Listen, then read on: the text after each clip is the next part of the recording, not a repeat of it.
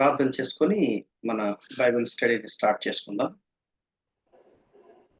మా ప్రియమైన యేసయ్య, మీరు మాకు ఇచ్చినటువంటి ఈ మంచి తరుణాన్ని బట్టి మీకు స్తోత్రం నాయన. మీ వాక్యం ధ్యానం చేయాలని మేము ఆశతో మీ పాదం దగ్గరికి వచ్చాం. మమ్మల్ని దృష్టించి మీ దివ్యమైన వాక్యాన్ని గ్రహించడానికే మీరు మాకు సహాయపడండి. పరిశుద్ధాత్మ ద్వారా మాలో కార్యం చేయండి. మా మనోనేత్రాలు వెలిగింప చేయండి. మీ వాక్యాన్ని గ్రహించుటకు, మీ వాక్యాన్ని అంగీకరించుటకు, మీ వాక్యానికి లోబడడానికి దయపాలించండి. ఎటువంటి డిస్టర్బెన్స్ లేకుండా పీస్ఫుల్గా మీ పాద సన్నిధిలో ఏకాగ్రతతో కనిపెట్టుకోవడానికి సాయం. మీ దాసుని మరుగుపరచండి. నీ ముఖ దర్శనం మాకు అనుగ్రహించండి. యేసుక్రీస్తు వారి పరిశుద్ధమైన నామమున ప్రార్థించి వేడుకుంటున్నాను తండ్రి.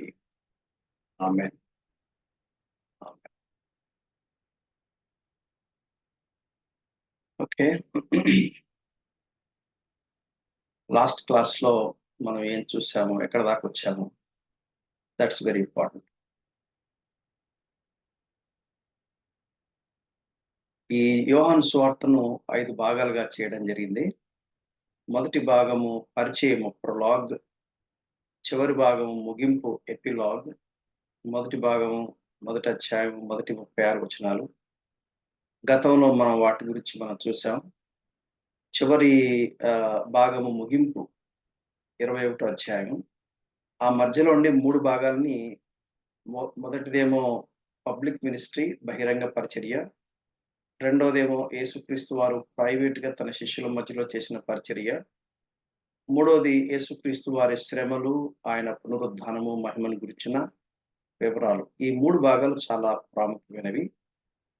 పబ్లిక్ మినిస్ట్రీ వచ్చి మొదటి అధ్యాయం 37వ వచనం నుండి 12వ అధ్యాయం చివరి దాకా మనం చూడగలం. ప్రైవేట్ మినిస్ట్రీ శిష్యుల మధ్యలో చాలా ప్రైవేట్‌గా, పర్సనల్‌గా ఆయన వారి మధ్యలో చేసినటువంటి పరిచర్య 13వ అధ్యాయం నుండి 17వ అధ్యాయం వరకు మనము భావించగలం. చివరి ప్యాషన్ వీక్ అంటారు. దాదాపు మత్తయి కానీ, మార్కు కానీ, లూకా గానీ, యోహాను కానీ వారు కేటాయించిన దాంట్లో ప్యాషన్ వీక్ ఎక్కువ స్పేస్ వాళ్ళు కేటాయిస్తారు. యోహాను కంటే కూడా మత్తయి, మార్కు, లూకా ఎక్కువ కేటాయిస్తాడు. యోహాను ఒక 3 అధ్యాయాలు 18, 19, 20 3 చాప్టర్స్ మనం చూడగలం. సో ఫస్ట్ 36 గురించినటువంటి కొంత అవగాహన లాస్ట్ చాప్టర్‌లో మనం చూడడం జరిగింది. యేసుక్రీస్తు వారి పబ్లిక్ మినిస్ట్రీని మరలా మనము 3 భాగాలుగా మనం చేయగలం. 3 పార్ట్స్‌గా మనం చేయొచ్చు. మొదటి భాగం ఏంటంటే ఆయన పెరయలో, గలిలయలో యేసుక్రీస్తు వారు చేసినటువంటి పరిచర్య. మొదటి అధ్యాయము 37వ వచనం నుండి రెండో అధ్యాయము 12వ వచనం వరకు ఈ భాగాన్ని మనం గమనించగలం. రెండవ భాగంగా రెండో అధ్యాయం 13వ వచనం నుండి మూడో అధ్యాయం చివరి దాకా యూదయలో ఆయన పరిచర్య చేశాడు. యూదయలోనే ఉన్నటువంటి క్యాపిటల్ యెరూషలేములో కూడా ఆయన పరిచర్య చేసినట్టుగా మనం గమనించగలం. 4th చాప్టర్ ఆయన అక్కడి నుండి గలిలయకు వెళ్తున్నటువంటి దారిలో సమరయను సంధిస్తాడు. ఆ తర్వాత గలిలయలో ఆయన చేసిన పరిచర్య గురించి 4వ అధ్యాయము మొదటి నుంచి చివరి దాకా గమనించగలం.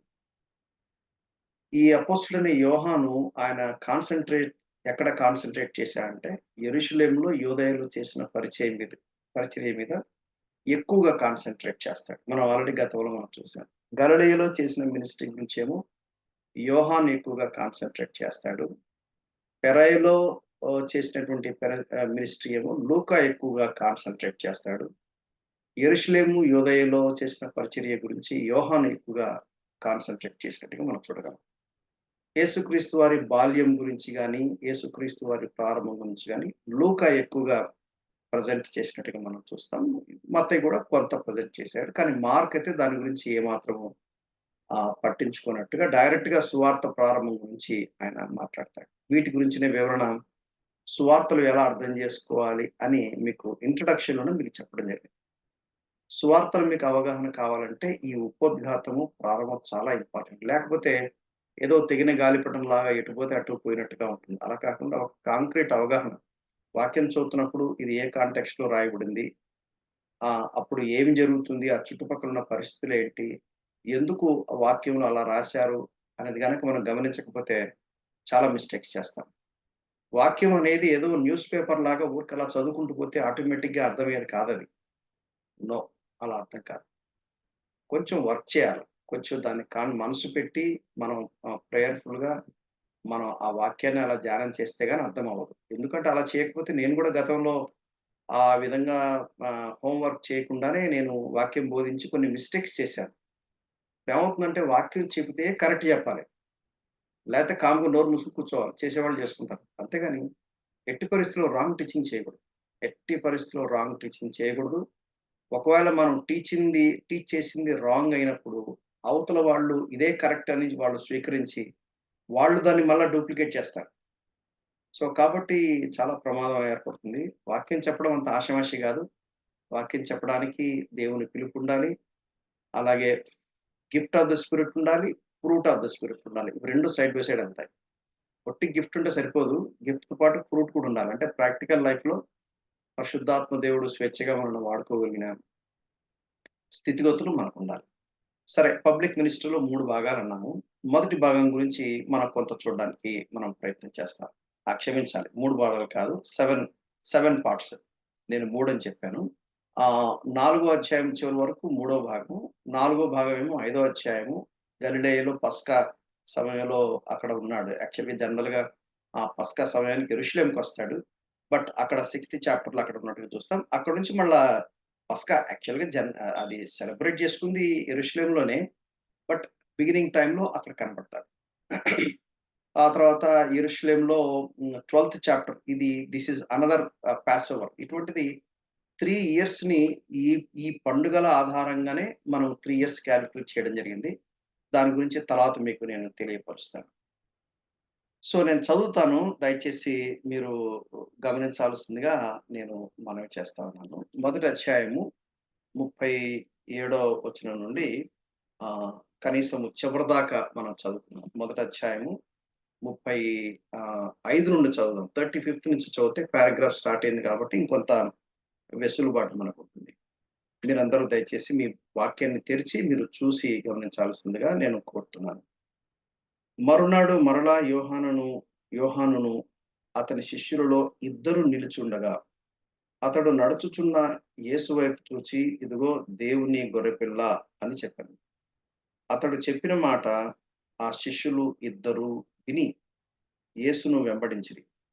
యేసు వెనుకకు తిరిగి వారు తన్ను వెంబడించుట చూచి, మీరేమి వెతుకుచున్నారని వారినడగగా, వారు రబ్బీ, నీవెక్కడ కాపురమున్నావని ఆయనను అడిగిరి. రబ్బీ అను మాటకు బోధకుడని అర్థం. వచ్చి చూడుడని ఆయన వారితో చెప్పగా, వారు వెళ్లి ఆయన కాపురమున్న స్థలము చూచి, ఆ దినము ఆయన యొద్ద బస చేసిరి. అప్పుడు పగలు రమారమి 4 గంటల వేళ యోహాను మాట విని ఆయనను వెంబడించిన ఇద్దరిలో ఒకడు సీమోను పేతురు యొక్క సహోదరుడైన ఆంద్రెయ. ఇతడు మొదట తన సహోదరుడైన సీమోనును చూచి, మేము మెస్సియాను కనుగొంటిమని అతనితో చెప్పి, యేసునొద్దకు అతని తోడుకొని వచ్చెను. మెస్సియా అను మాటకు అభిషిక్తుడని అర్థము. యేసు అతని వైపు చూచి, నీవు యోహాను కుమారుడవైన సీమోనువు, నీవు కేఫా అనబడుదువని చెప్పెను. కేఫా అను మాటకు రాయి అని అర్థం. మరునాడు ఆయన గలిలయకు వెళ్ళగోరి ఫిలిప్పును కనుగొని, నన్ను వెంబడించుమని అతనితో చెప్పాను. ఫిలిప్పు బెత్సయిదా వాడు, అనగా ఆంద్రెయ, పేతురు అను వారి కాపరస్తుడు. ఫిలిప్పు నతనయేలును కనుగొని, ధర్మశాస్త్రములో మోషేయు ప్రవక్తలను ఎవరిని గూర్చి వ్రాసిరో ఆయనను కనుగొంటిమి. ఆయన యోసేపు కుమారుడైన నజరేయుడగు యేసు అని అతనితో చెప్పాను. అందుకు నతనయేలు, నజరేతులో నుండి మంచిదేదైనను రాగలదా అని అతనిని అడుగగా, వచ్చి చూడుమని చెప్పి అతనితో చెప్పాను. యేసు నతనయేలు తన యొద్దకు వచ్చుట చూచి, ఇదిగో ఇతడు నిజముగా ఇశ్రాయేలీయుడు, ఇతని యందు ఏ కపటము లేదని అతనికి వచ్చి చెప్పాను. నీవు ఎలా ఎరుగుదువని నతనయేలు ఆయనను అడుగగా, యేసు, ఫిలిప్పు నిన్ను పిలవక మునుపే నీవు ఆ అంజూరపు చెట్టు క్రింద ఉన్నప్పుడే నిన్ను చూచితినని అతనితో చెప్పాను. నతనయేలు, బోధకుడా, నీవు దేవుని కుమారుడవు, ఇశ్రాయేలు రాజువు అని ఆయనకు ఉత్తరమిచ్చాను. అందుకు యేసు, ఆ అంజూరపు చెట్టు క్రింద నిన్ను చూచితినని నేను చెప్పినందువలన నీవు నమ్ముచున్నావా? వీటికంటే గొప్ప కార్యము చూతువని అతనితో చెప్పాను. మరియు ఆయన, మీరు ఆకాశం తెరవబోటయు దేవుని దూతలు మనుష్య కుమారుని పైగా ఎక్కుటయు దిగుటయు చూతురని మీతో నిశ్చయంగా చెప్పుచున్నాను. దేవుడి వాక్యాన్ని మన కొరకు దీవించి ఆశీర్వదించి మనలను సంధించుగాక. ఆమేన్. ఆమేన్. 35వ వచనం. యాక్చువల్‌గా అంతకుముందు కూడా 29వ వచనంలో మరునాడు యోహాను యేసు తన యుద్ధకు రాగా చూచి, ఇదిగో లోక పాపములు మోసుకొని పోవు దేవుని గొర్రెపిల్ల అని సెలవిచ్చాడు. ఇది ఏ కాంటెక్స్ట్‌లో సెలవిచ్చాడు? యేసుక్రీస్తు వారు తీసుకున్నటువంటి సందర్భంలో చెప్పినటువంటి మాట. లాస్ట్ క్లాస్‌లో మనం చూసాం. ఈ బాప్తిస్మ యోహాను కూడా తెలియదు. యాక్చువల్‌గా కజినే. కానీ ఒక ఇండికేషన్ ఇవ్వడం జరిగింది. ఏమని ఇండికేషన్ జరిగిందంటే, పరిశుద్ధాత్మ దేవుడు ఎవరి మీద వచ్చి నిలిచి ఉండుట చూస్తావో ఆయనే మెస్సియా అని కన్ఫర్మ్‌గా దేవుడు ఆయనకు సెలవిచ్చాడు. ఎప్పుడు చెప్పాడో, ఎలా చెప్పాడో మనకు తెలీదు. ఎందుకంటే తను చెప్పాడనమాట. ఆయన ఇచ్చిన టెస్టిమనీలో ఉంది. నేను ఆయన ఎరుగనైతిని. అయితే నన్ను ఇశ్రాయేలుకు ప్రత్యక్షమౌటకు నీళ్లలో బాప్తిస్మం ఇచ్చేవాడు నాకిలా చెప్పాడని మనం లాస్ట్ క్లాస్‌లోనే మనం చూసాం. సో, ఆ సందర్భంలో బాప్తిస్మం ఇచ్చే యోహాను యేసుక్రీస్తుని డిక్లేర్ చేస్తాడు. ఏమని డిక్లేర్ చేస్తారంటే, ఇదిగో లోక పాపములు మోసుకొని పోవు దేవుని కృపను. ఆ తర్వాత మరునాడు మరలా, మరునాడు మరలా ఏమని చెప్తున్నాడు? యోహానును అతని శిష్యులలో ఇద్దరు నిలుచుండగా 36వ వచనం. అతడు నడుచుచున్న యేసు వైపు చూచి, ఇదిగో దేవుని గొర్రెపిల్ల. బాప్తిస్మం ఇచ్చే యోహాను ఆయన చేస్తున్నటువంటి మినిస్ట్రీ చాలా అద్భుతమైన మినిస్ట్రీ. వాళ్ళు బాప్తిస్మం ఇచ్చే యోహాను యొక్క పుట్టుక గురించినటువంటి వివరాలు గాని, జకరియా జీవితంలో జరిగినటువంటి ఒక ఆశ్చర్యకార్యం గాని ప్రజలందరూ చెప్పుకుంటున్నారు. ప్రజలందరికి అర్థమైంది. ఈ ఈ బిడ్డ పుట్టుక చాలా విచిత్రమైన పుట్టుక. వృద్ధాప్యంలో పుట్టాడు. అసాధ్యమైన ఆహ్, వయస్సు మితిమీరిపోయినటువంటి సందర్భంలో పుట్టాడు. ఖచ్చితంగా ఒక ఒక దేవుడిచ్చిన సూచనగా భావించాలని చెప్పేసి బహుశా చాలామంది అలా ఆయన విషయం బాధించారు. అందుకనే ఆయన గద్దించినా కూడా అసలు యాక్చువల్‌గా జాన్ ద బాప్టిస్ట్ మినిస్ట్రీ మత్తయి సువార్తలో, మార్కు సువార్తలో, లూకా సువార్తలో కొంచెం ఎక్కువగా చూస్తాం. సో, చాలా, చాలా ఖచ్చితంగా ఆయన ఖండించాడు. చాలా "పంపిల్లలారా, సర్ప సంతానమా" అన్న లెవెల్‌లో ఆయన ఖండించినా గాని, వాళ్ళెందుకు స్వీకరించారంటే, ఎందుకంటే పరిసయ్యులు, శాస్త్రులు చాలా కష్టం వాళ్ళని హ్యాండిల్ చేయడం. వాళ్ళు చాలా స్పిరిచ్యువల్ ప్రైడ్ ఉన్నవాళ్ళు. వాళ్ళు చాలా నిష్ట కలిగినటువంటి భక్తి గల వ్యక్తులు. అటువంటి వ్యక్తులను మొహం మీద సర్ప సంతానమా అనటం అనేది చిన్న మాట కాదది. అయినా సరే వాళ్ళెందుకు తీసుకున్నారంటే, అది దేవుని గద్దింపుగా తీసుకున్నారు. కొంతమందొచ్చి బాప్తిసం గూడా తీసుకోవడం అనేది జరిగిందనమాట. సో, ఇప్పుడు సెకండ్ టైమ్ మరలా ఆయన శిష్యుల్లో చూసి, ఇదిగో లోక పాపములు మోసుకొని పోవు దేవుని గొర్రెపిల్ల అన్నట్టు నాకు ఒక లేవి కాండంలోని ఒక సందర్భం అసలు యాక్చువల్‌గా ఆ కాంటెక్స్ట్ చదువుతుంటేనే నాకు లేవి కాండంలోని ఒక భాగం నాకెందుకో గుర్తుకొస్తా ఉంది. ఒకసారి అది చూస్తే చాలా మంచిదని జెప్పి నేను భావిస్తున్నాను. లూకా సువార్త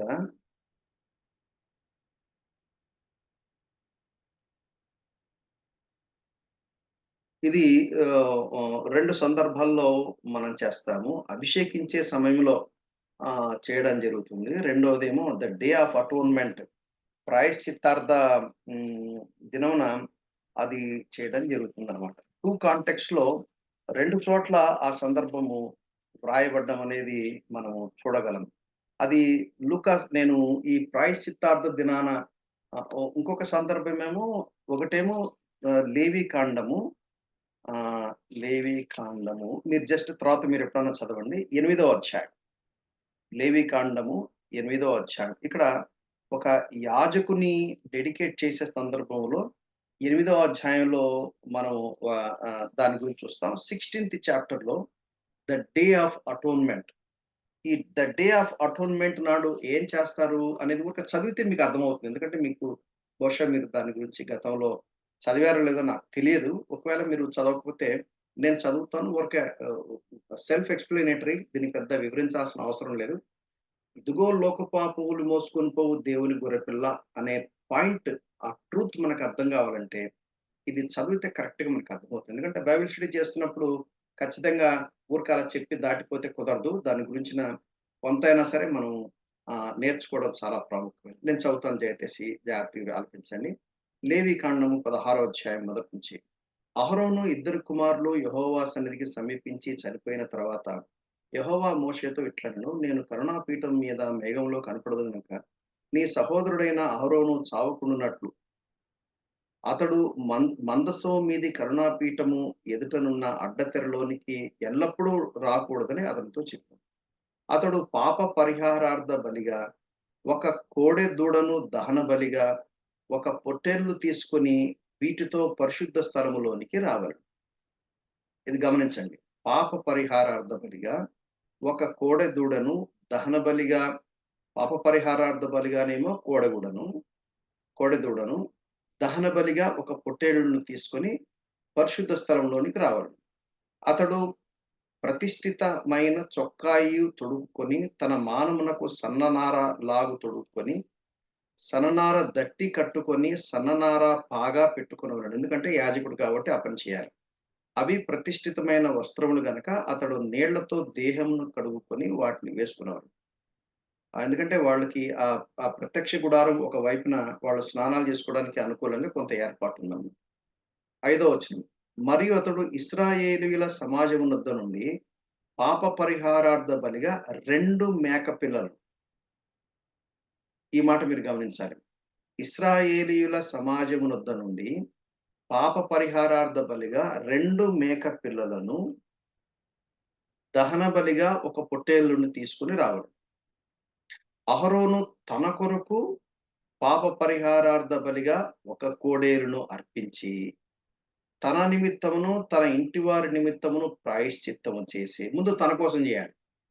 ఈ ప్రధాన యాజకుడు ఏం చేస్తారంటే, ఈ డే ఆఫ్ అటోన్‌మెంట్ ఆహ్, ఆహ్, హ్మ్, ఆహ్, ద డే ఆఫ్ అటోన్‌మెంట్ సంవత్సరానికి ఒకసారి వచ్చే ఈ పండుగ నాడు ముందు తన కొరకు పాప పరిహారార్థ బలిగా ఒక కోడెను అర్పించి, తన నిమిత్తము, తన ఇంటి వారి నిమిత్తం ప్రాయశ్చిత్తం చేసి, ఆ 2 మేక పిల్లలను తీసుకొని వచ్చి, ప్రత్యక్షపు గుడారపు ద్వారమునొద్ద యెహోవా సన్నిధిని వాటిని ఉంచవలెను.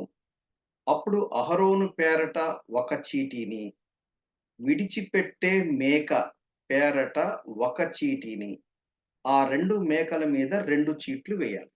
మొట్టమొదట అహరోను తన కోసం, ఆ తర్వాత తన కుటుంబీకుల కోసం ప్రాయశ్చిత్తం చేస్తాడు. చేసిన తర్వాత 2 మేక పిల్లలున్నాయి గదా! ఆ 2 మేక పిల్లలను తీసుకొని ఆయనేం జేస్తాడు, 2 చీటీలెయ్యాలి. ఆ 2 చీటీల మీద ఏమని రాయాలి? ఒకటేమో అహరోను యెహోవా ఒకటేమో యెహోవా పేరిట ఒక చీటినెయ్యాలి. రెండోదేమో విడిచిపెట్టే మేక అని 1 అని బెట్టారు గదా! కింద అజాజేలు అని రాశారు. అజాజేలు. విడిచిపెట్టే మేక పేరేమో అజాజేలు. పేరట ఒక చీటీని, ఆ 2 మేకల మీద 2 చీట్లను వేయవలెను. ఏ మేక మీద యెహోవా పేరట చీటి పడునో, ఆ మేకను అహరోను తీసుకొని వచ్చి పాప పరిహారార్థ బలిగా అర్పించాలి. ఇది ప్రజలందరి కోసం. ఏ మేక మీద విడిచిపెట్టుట అంటే అజాజేలు. Scape goat. అజాజేల్ అంటే స్కేప్ గోట్. యెహోవా ఏ మేక మీద విడిచిపెట్టుట అనే చీటి పడునో దాని వలన ప్రాయశ్చిత్తం కలుగునట్లు దానిని అరణ్యంలో విడిచిపెట్టుటకై యెహోవా సన్నిధిని దానిని ప్రాణముతోనే ఉంచవలెను. ఆ తర్వాత దాని గురించిన వివరణ ఎక్స్‌ప్లెయిన్ చాలా క్లియర్‌గా ఉంటది చూడండి. అప్పుడు అహరోను ప్రాయశ్చిత్తార్థ బలియగు ఆ కోడెను తీసుకొని వచ్చి, తన నిమిత్తము, తన ఇంటి వారి నిమిత్తం ప్రాయశ్చిత్తం చేసుకున్నాడు. ఇది రిపిటేషన్. తర్వాత అతడు తన కొరకు తాను అర్పించు పాప పరిహారార్థ బలియగు కోడెను వధించి యెహోవా సన్నిధినున్న ధూపపీఠం మీద నుండి ధూపార్తులను నిప్పులను తన పిడికిళ్లతో పరిమళ ధూప చూర్ణమును తీసుకొని అడ్డతెరలోనికి రావాలి. తాను వాటిని తెచ్చి తాను చావకుండునట్లు ఆ ధూపము మేఘము వలె శాసనము మీదనున్న కరుణాపీఠమును కమ్ముటకు శాసనముల మీదనున్న కరుణాపీఠమును కమ్ముటకు యెహోవా సన్నిధిని ఆ అగ్ని మీద ఆ ధూప ద్రవ్యమును వెయ్యాలి. అంటే అతి పరిశుద్ధ సన్నిధిలోనికెళ్ళాలి. ఇక్కడ కరుణాపీఠము అనేది దేని మీద ఉంటుంది? నిబంధన మందసం మీద ఉంటుంది. ఆ కరుణాపీఠం మీద ఇరువైపులా ఇద్దరు కెరూబులు అలా రెక్కలు చాచుకొని ఒకరి ముఖం ఒకరు చూస్తున్నట్టుగా ఆ రెక్కలు ఈ గది ఈ చివరి నుండి ఆ గది ఆ చివరి వరకు వెళ్ళటం అనేది దాని డైమెన్షన్స్‌ని బట్టి మనం అర్థం చేసుకోగలం. ఇప్పుడు ఆయన ఏం జేయాలంటే, తన కొరకు, తన ఇంటి వారి కొరకు ప్రాయశ్చిత్తం చేసిన తర్వాత ధూపారతి ఉంటుంది. ధూపారతి అంటే ఇట్లా చేత్తో పట్టుకుంటాడు. కిందకి ఓ చెంబులాగా ఉంటుంది. ఇట్లా ఉంటుంది. అందులో బయట బలిపీఠం మీద ఉన్నటువంటి లిప్పులు ఏం చేస్తారంటే, ఆ ధూపార్తి మీద వేస్తారు. ఓకే.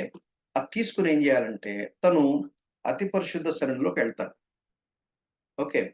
వెళ్ళిన తర్వాత 12థ్ వర్స్‌లో అంటాడు. ఏం చేస్తాడు?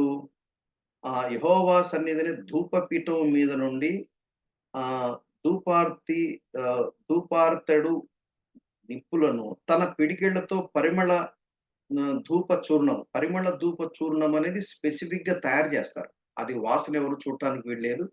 దేవుడిచ్చిన స్పెసిఫిక్ మెజర్స్ ప్రకారంగా కలపాలి. సో, దాన్ని ఒక పిడికెడు తీసుకోవాలి. తీసుకొని ఏం జేయాలి? అతి పరిశుద్ధ సన్నిధికొచ్చిన తర్వాత, ఈ కరుణాపీఠం మీద తను వేసిన ఈ ఈ ధూ ఈ ఈ పరిమళ ధూప ద్రవ్యమును దాని మీద వేసినప్పుడు ఏమవుతుందంటే, అప్పుడు ఆ స్థలమంతా కూడా ధూప ధూప ద్రవ్యమును బట్టి ఆహ్, ఆహ్, ధూపము, ధూమం అంటారు గదా! ఒక తెల్లటి ధూమము లేస్తుందనమాట. అదే ఇక్కడ అంటాడు. ఆహ్, అడ్ 13వ వచనం. ఆ ధూపము మేఘము వలె, ధూపము మేఘము వలె శాసనముల మీది కరుణాపీఠమును కమ్ముటకు యెహోవా సన్నిధిని ఆ అగ్ని మీద ఆ ధూప ద్రవ్యమును వేయవలెను. అప్పుడతడు ఆ కోడె రక్తములో కొంత తీసుకొని తూర్పు పక్కను కరుణాపీఠం మీద తన వ్రేలుతో ప్రోక్షించాలి. తూర్పు మీదనే ప్రోక్షించాలి. కరుణాపీఠం ఎదుట తన వేలుతో ఆ రక్తములో కొంచెం 7 మార్లు ప్రోక్షించాలి. అప్పుడతడు ప్రజలర్పించు పాప పరిహారార్థ బలియగు మేకను వధించి ఇదయిన తర్వాత ప్రజలర్పించు పాప పరిహారార్థ బలియగు మేకను వధించి అడ్డతెరలోనికి దాని రక్తము తెచ్చి, ఆ కోడె రక్తముతో చేసినట్లు దీని రక్తముతో చేసి కరుణాపీఠము మీదను, కరుణాపీఠము ఎదుటను దాన్ని ప్రోక్షించాలి. ఎక్కడ? తూర్పు భాగాన. తూర్పు భాగాన అని చాలా స్పెసిఫిక్‌గా ఇక్కడ రాయబడింది. 14 వచనం. తూర్పు పక్క.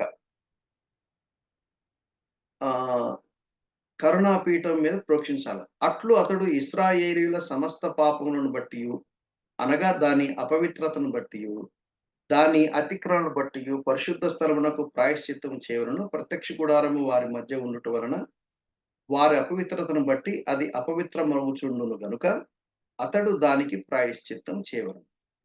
పరిశుద్ధ స్థలములో ప్రాయశ్చిత్తము చేయుటకు అతడు లోపలికి పోవునప్పుడు అతడు తన నిమిత్తము, తన ఇంటివారి నిమిత్తమును, ఇశ్రాయేలీయుల సమస్త సమాజం నిమిత్తమును ప్రాయశ్చిత్తం చేసి బయటికి వచ్చు వరకు ఏ మనుష్యుడును ప్రత్యక్షపు గుడారములో ఉండరాదు.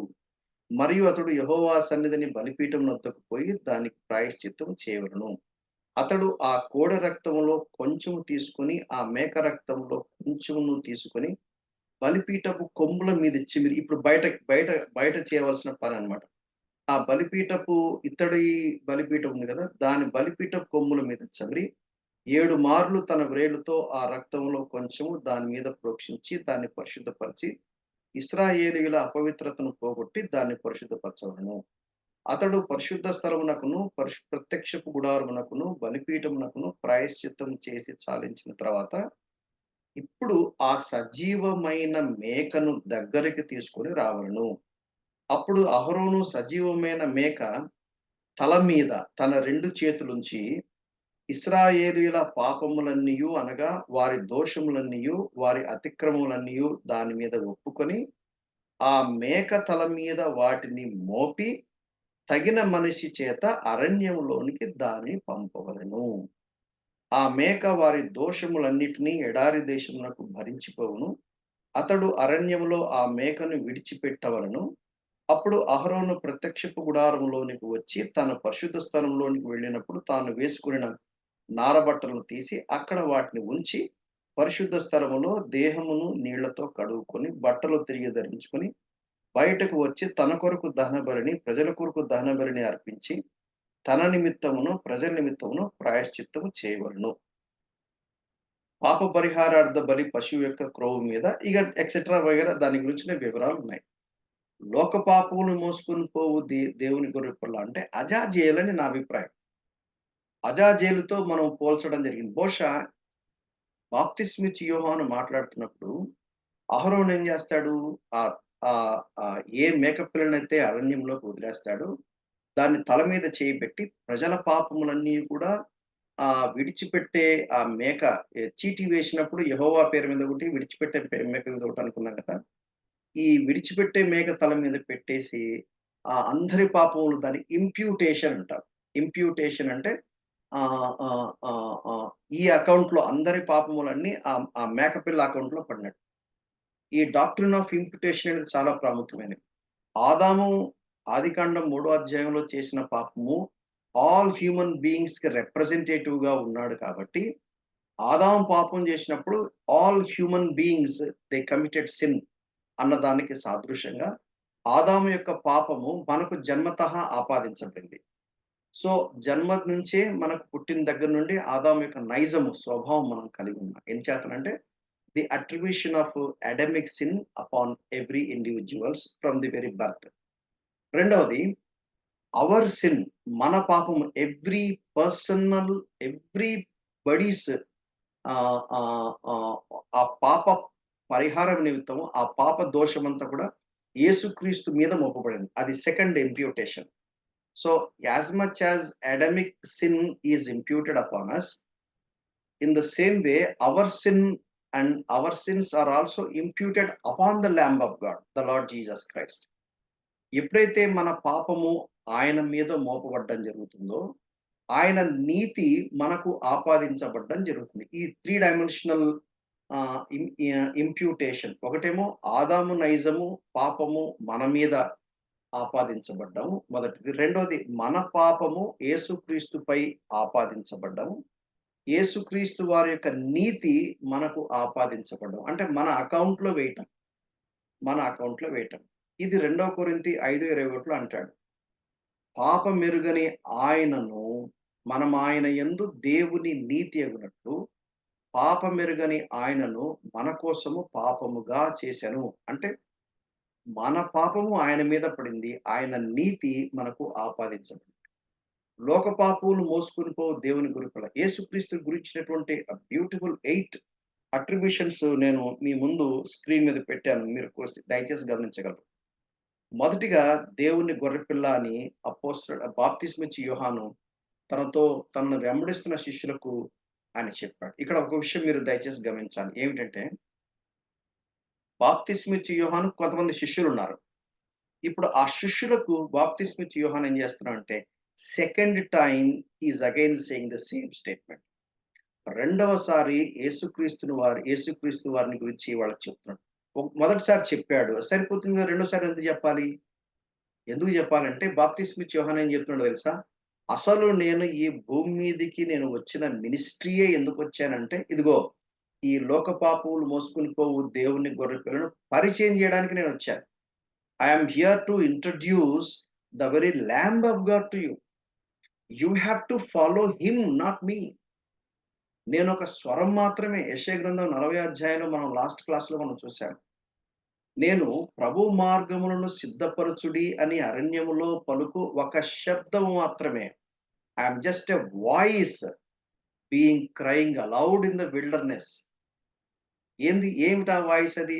To introduce the Lord Jesus Christ. యేసుక్రీస్తు వారిని పరిచయం చేయడం. ఆ మాటకొస్తే ఈ భూమి మీద ఉన్న బోధకులు ఎంతటి వాళ్ళైనా సరే, బోధకులే గావచ్చు, కాపరులే గావచ్చు, ఎవ్వరైనా గానివ్వండి. Everybody's business is to lead people to the feet of the Lord Jesus Christ. యేసుక్రీస్తు పాదం దగ్గరికి నడిపించడమే ప్రతి నాయకుడి యొక్క బాధ్యత. ఏ నాయకుడు గూడా దేవుని ప్రజలను తన చుట్టూ తిప్పుకోవడానికి వీల్లేదు. దేవుని ప్రజలను తన శిష్యులుగా చేసుకోవటానికి వీల్లేదు. ఎవరైతే తనను చూస్తున్నారో ఆ నాయకులందరూ ఏం జేయాలంటే యేసుక్రీస్తు వైపుకు గైడ్ చేయాలి. యేసుక్రీస్తు వైపుకు పాయింట్ చేయాలి. యేసుక్రీస్తు వైపుకు నడిపించాలి. వాళ్ళు యేసుక్రీస్తును వెంబడించే శిష్యులుగా ఉండాలి. యేసుక్రీస్తును ఎరిగే శిష్యులుగా ఉండాలి.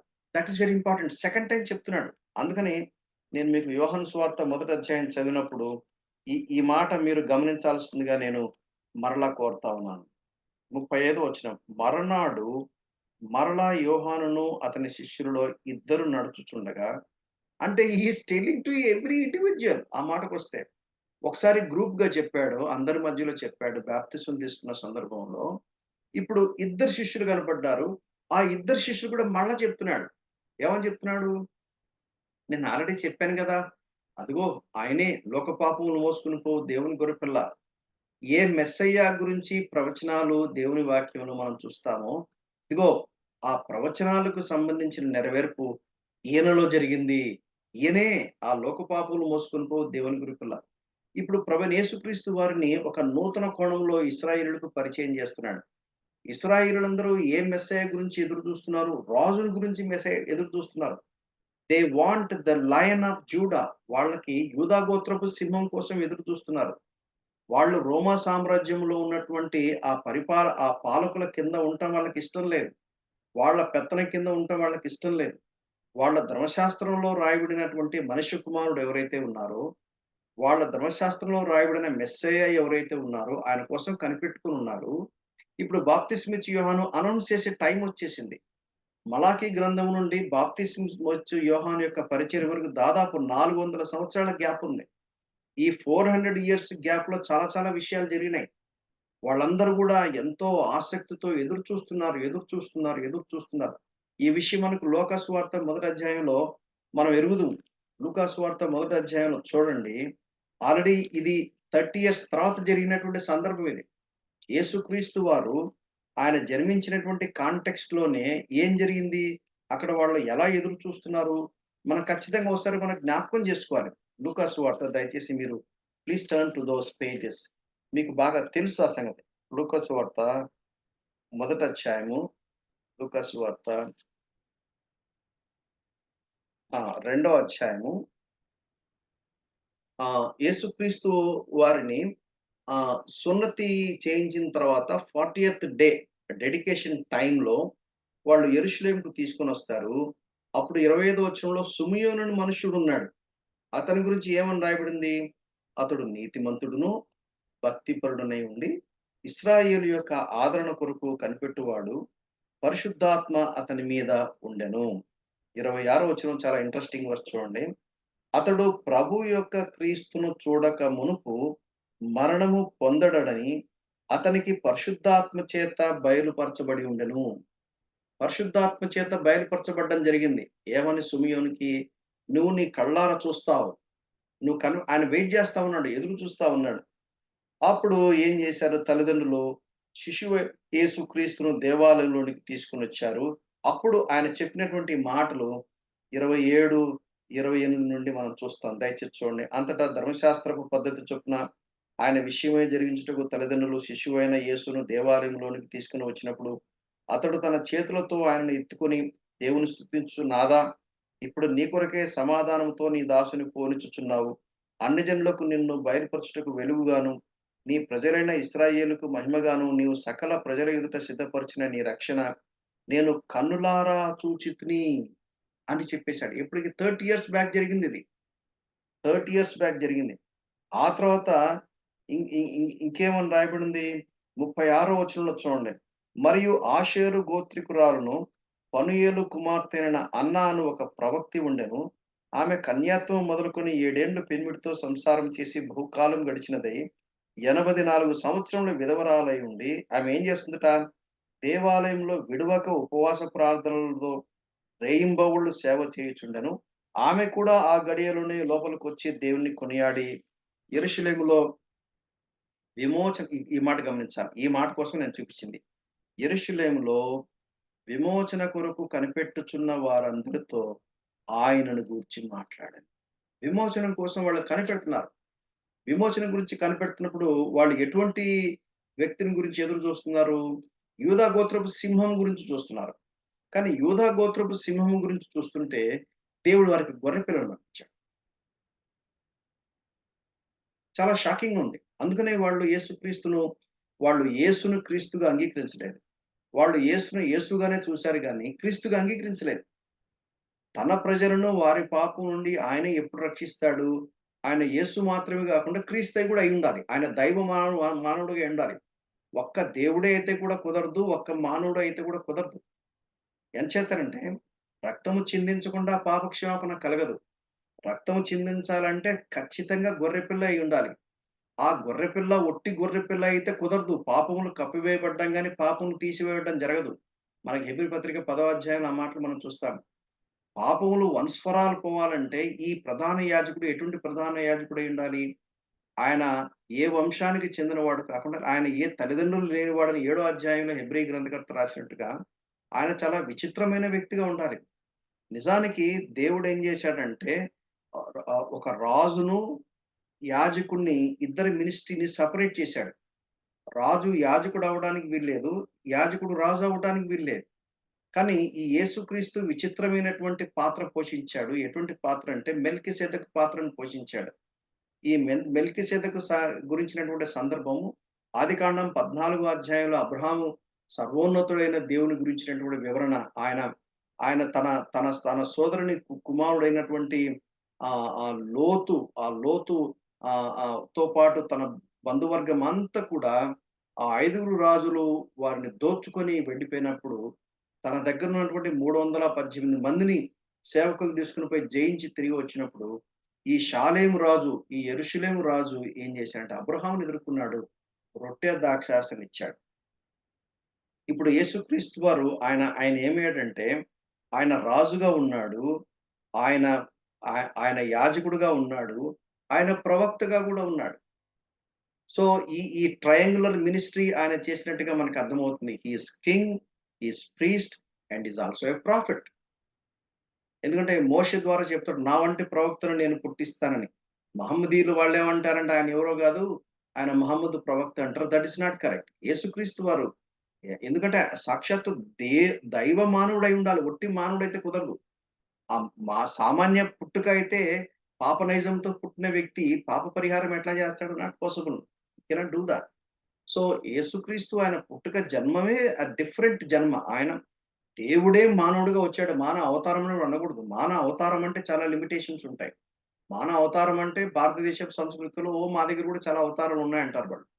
యేసుక్రీస్తు మానవుడిగా జీవించిన విధానం నాకు కూడా తెలియక గతంలో మానవ అవతారం అనేవాడిని. మానవ అవతారం అనకూడదు. మానవుడిగా వచ్చాడంతే. Is truly man and truly God. అయితే he is a lamb of God. ఆ విషయం గుర్తుపెట్టుకోవాలి. ఎంచేతనంటే కల్వరి శిలువలో ఆయన బలిగా అర్పించబడ్డాడు. వాళ్ళు యూదా గోత్రపు సింహాన్ని చూశారు, ఎదురు చూశారు. కానీ దేవుడు గొర్రెపిల్లను పంపించాడు. ఎంచేతనంటే నిజానికి ఈ గొర్రెపిల్లనే యూదా గోత్రపు సింహం. అయితే ఆయన 2 పాత్రలు పోషిస్తాడు. నిజానికి ఆయన యూదా గోత్రపు సింహమే. అయితే గొర్రెపిల్లగా వచ్చాడు. మొట్టమొదట గొర్రెపిల్ల పాత్ర పోషించిన తర్వాత, ఆ తర్వాత గదా ఆయన యూదా గోత్రపు సింహంగా ఆయన రాజ్య పరిపాలన చేసేది. సో, ఈ గొర్రెపిల్ల పాత్ర పోషించకుండా, యూదా గోత్ర సింహముగా ఆయన పాత్ర పోషించడానికి వీలవ్వదు. ఎందుకంటే మరణ శాసనం చేసిన వాడు మరణం మరణము పొందితే గాని శాసనం చెల్లదు. మరి మరణం పొందాలంటే దేవుడికి మరణం ఉండదు గదా! మరి ఎట్లా సాధ్యమవుతుంది? గొర్రెపిల్లగా అవ్వాలి. ఈ విషయం యూదులకు అది వాళ్ళకి ఎక్కలేదు. వాళ్ళకి అంతుపట్టట్లేదు. దాన్ని వాళ్ళు అంగీకరించట్లేదు. అందుకని చూడండి, ఆ ఇద్దరు శిష్యులను వాళ్ళు యేసుక్రీస్తును ఇప్పుడు బాప్తిస్మిచ్చి యోహాను హి డిడ్ హిస్ జాబ్. ఏమిటి? He he he motivated his disciples to follow the Lord Jesus Christ. యేసుక్రీస్తుని వెంబడించమని వాళ్ళని మోటివేట్ చేశాడు. మోటివేట్ చేస్తే వాళ్ళు వెంటనే ఏం చేశారు చూడండి 37వ వచనము. అతడు చెప్పిన మాట ఆ ఇద్దరు శిష్యులు విని యేసును వెంబడించిరి. That's important. Everybody should follow the Lord Jesus Christ, not the leader. Please, please remember once again. ఈ దినాల్లో ఏమైందంటే లీడర్‌ల మీద అభిమానం పెరిగిపోయింది. లీడర్‌ల మీద ఎంత అభిమానం పెరిగిపోయిందంటే, పుల్పిట్ ఎక్కిన తర్వాత కూడా ఆ లీడర్ గురించి 4 మాటలు చెప్పకుంటే దిగలేరు వాళ్ళు. ఆ పుల్పిట్ నుంచి. ఈ చదువుతున్నటువంటి వాక్య భాగంలో దానికి సంబంధించిన కాంటెక్స్ట్ లేకపోయినా గాని, ఎట్లో ఒకట్ల చిన్నగా ఒక లింక్ కనుక్కొని తీసుకెళ్ళిపోయి ఆయన పెద్ద ఊరించడానికి ట్రై చేస్తా ఉంటారు. అటువంటి సంఘాలు నాశనం అయిపోతాయి. దేవుని ప్లేస్‌లో ఏ మానవుడిని కూడా హెచ్చించడానికి వీల్లేదు. దేవుని ప్లేసు ఏ మానవుడు తీసుకోవడానికి వీల్లేదు. That is abomination. That is abomination. దేవుడు దాన్ని అసహించుకుంటాడు. దేవుడు దాన్ని అసహించుకుంటాడు. వీళ్ళేం చేశారంటే, అప్పటి వరకు బాప్తిస్మిచ్చి యోహాను వెంబడించారు.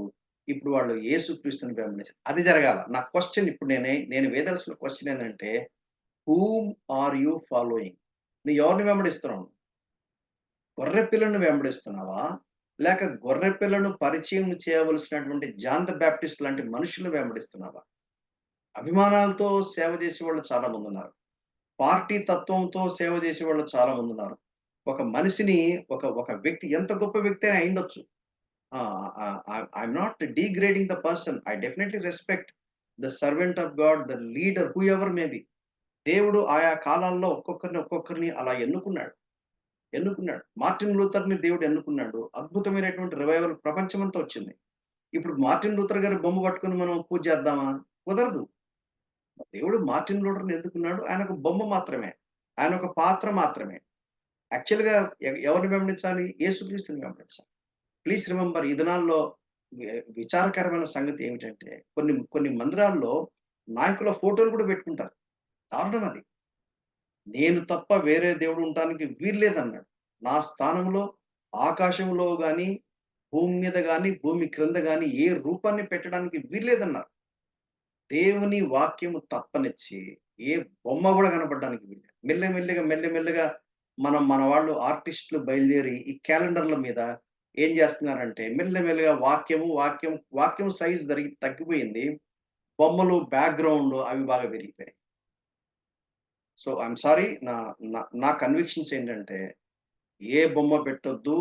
ఈవెన్ పరిశుద్ధాత్మ అనగానే పావురం తీసుకొచ్చి పెడతారండి. ఇప్పుడు పావురం సైజ్ పెద్దగయిపోయింది. ఆ వాక్యం సైజ్ తగ్గిపోయింది.